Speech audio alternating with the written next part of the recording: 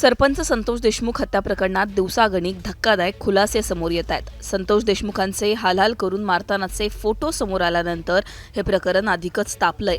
या प्रकरणात आता संतोष देशमुखांचे भाऊ धनंजय देशमुख यांनी पोलिसांकडे मोठी मागणी केली आहे। वाल्मिक कराड पोलीस कोठडीत असलेल्या बीड शहर पोलीस ठाण्याच्या सीसीटीव्ही फुटेजची मागणी धनंजय देशमुखांनी केली आहे। माहितीच्या अधिकारात देशमुखांनी ही मागणी केली आहे। 31 डिसेंबर 2024 पासून 15 जानेवारी 2025 या कालावधीमध्ये मोक्का आणि खून प्रकरणातील आरोपी वाल्मिक कराड हा या पोलीस स्टेशनमध्ये पोलीस कोठडीमध्ये होता।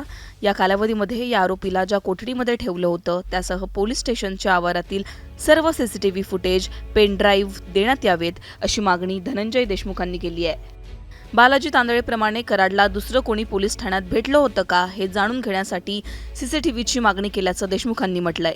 ज्यावेळेस आरोपी इथं आणले गेले, इथल्या जेलला जिथे त्यांना ठेवलं गेलं त्या कालावधीमध्ये इथं काय प्रकार घडले, जसं की बालाजी तांदळे जसा येत होता तसं अजून कोणी आलंय का, तिथं काही सुविधा पुरवल्यात का, किंवा तिथं आरोपीची वागणूक आरोपीला दिली आहे का, नाही दिली, या संदर्भात आम्हाला इत्थंभूत माहिती मिळण्यासाठी आम्ही जे माहितीचा अधिकार आहे सीसीटीव्ही उपलब्ध करण्यासाठीचा तो आम्ही देत आहोत। नेमकं किती दिवसाचे सीसीटीव्ही फुटेज मागण्यात आले? आम्ही जोपर्यंत ज्या कालावधीमध्ये इथं आरोपी होते त्या कालावधीतले आम्ही सीसीटीव्ही घेणार आहोत। त्यामुळे आता धनंजय देशमुखांची ही मागणी मान्य होते का हे पाहणं महत्त्वाचं असणार आहे।